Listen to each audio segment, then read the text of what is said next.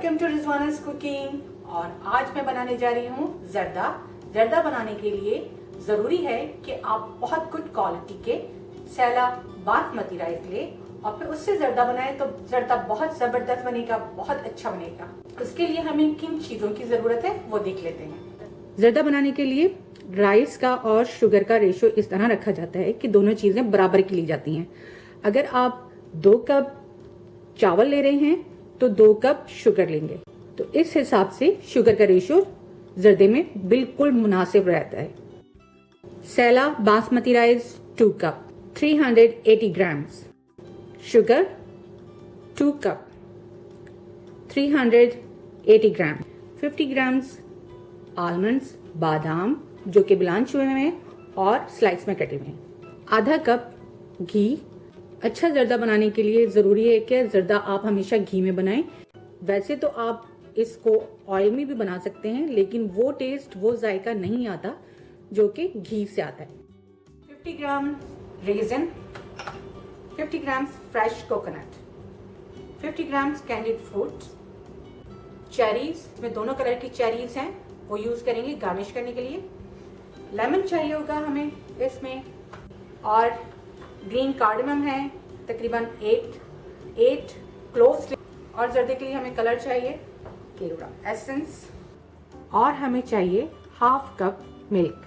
ये खोया होममेड खोया है जो मैंने बनाया था और इसकी रेसिपी मेरे चैनल पे भी अवेलेबल है। मिल्क पाउडर का खोया है 300 ग्राम। सबसे पहले चावलों को वॉश करके, सैला चावलों का यह है कि उनको सोक करके रखना होता है तकरीबन 2 to 3 आवर्स। फिर उसके बाद अगर आप जर्दा बनाएंगे तो बहुत अच्छा, बहुत जबरदस्त जर्दा बनता है। अगर आप चावल 2 to 3 आवर्स के लिए सोक नहीं कर सकते तो एटलीस्ट 1 आवर के लिए जरूर सोक करें। 6 से 8 कप मैंने पानी इसमें लेके गर्म करने शुरू कर दिया है और ये अब गर्म हो चुका है। 4 इलायची हैं और 4 क्लोव्स हैं, वो डाल दें तो इसमें खुशबू बहुत अच्छी आएगी। हाफ टी स्पून कलर इसमें ऐड कर दें। राइस ऐड कर देंगे जो हमने सोक करके रखे हुए थे।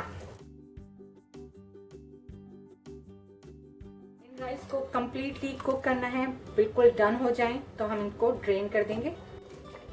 अभी ये कुक हो रहे हैं, ये देखिए बड़ा अच्छा सा ऑरेंज कलर आया है इन पे। इन्हें अभी कुक होने देंगे जब तक कि कंप्लीटली बॉयल नहीं हो जाते। तो ये बॉयल हो चुके हैं और कंप्लीटली डन है,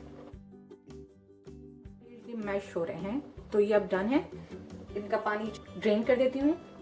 चावल ड्रेन हो चुके हैं, तो अब जर्दे की कुकिंग शुरू करते हैं। पहले हम इसमें घी ऐड करेंगे।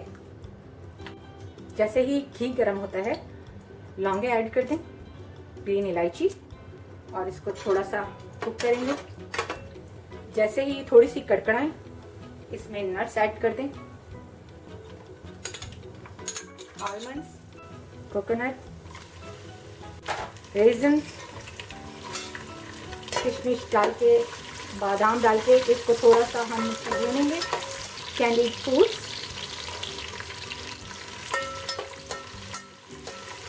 अब इसमें शुगर ऐड कर दें, हाफ कप मिल्क भी ऐड कर दें। शुगर कंप्लीटली मेल्ट हो जाए, घुल जाएगी, तो फिर इसमें चावल ऐड करेंगे। खोए के मैंने 3 हिस्से कर लिए हैं, तो 1 हिस्सा मैं इस वक्त ऐड कर रही हूँ। इसमें फ्यू ड्रॉप केवड़े के भी डाल दें। अब ये बिल्कुल तैयार हो चुकी है। इसमें लेमन जूस भी डाल दें। अब इसमें राइस भी ऐड कर दें।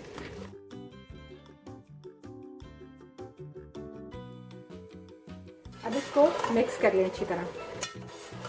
अभी से ये बहुत ज़बरदस्त लग रहा है। अच्छी तरह मिक्स करने के बाद इसे दम पे रख दें तकरीबन 20 मिनट्स के लिए। आफ्टर 10 मिनट्स ये सेकंड पार्ट जो है खोए का वो भी डाल दें।